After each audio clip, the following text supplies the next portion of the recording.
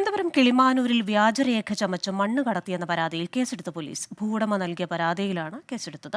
പഞ്ചായത്ത് അധികൃതർ നൽകിയ പരാതിയിൽ നടപടിയെടുക്കാൻ മൈനിംഗ് ആൻഡ് ജിയോളജി ഡയറക്ടർക്ക് മുഖ്യമന്ത്രി നിർദ്ദേശം നൽകി. 24 ഇംപാക്ട് വിശദാംശങ്ങളുമായി തിരുവനന്തപുരത്ത് നിന്ന് MG പ്രതീഷ് ചേരുകയാണ്. പ്രതീഷ്, ഏത് രീതിയിലുള്ള നടപടിയാണ് ഉണ്ടാവുക? എന്ത് തരത്തിലാണ് ഈ പരാതിയിൽ ഇനിയിപ്പോൾ ഒരു മാറ്റമുണ്ടാവാൻ പോകുന്നത്?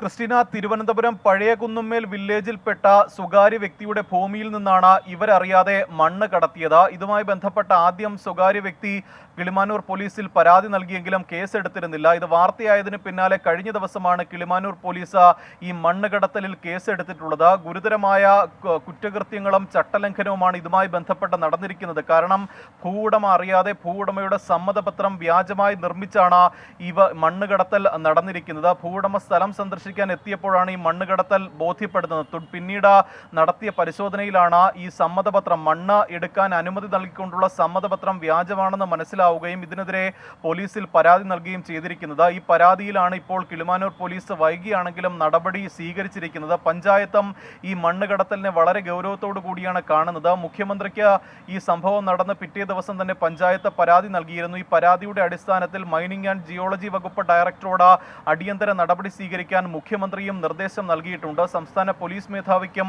പരാതി നൽകിയിരുന്നു. ജില്ലാ റൂറൽ പോലീസിനോട് അടിയന്തര നടപടി സ്വീകരിക്കാൻ നിലവിൽ സംസ്ഥാന പോലീസ് മേധാവിയും നിർദ്ദേശം നൽകിയിട്ടുണ്ട്. ക്രിസ്റ്റീന. ശരി, തിരുവനന്തപുരത്ത് നിന്ന് വിവരങ്ങൾ നൽകിയത് MG പ്രതീഷാണ്.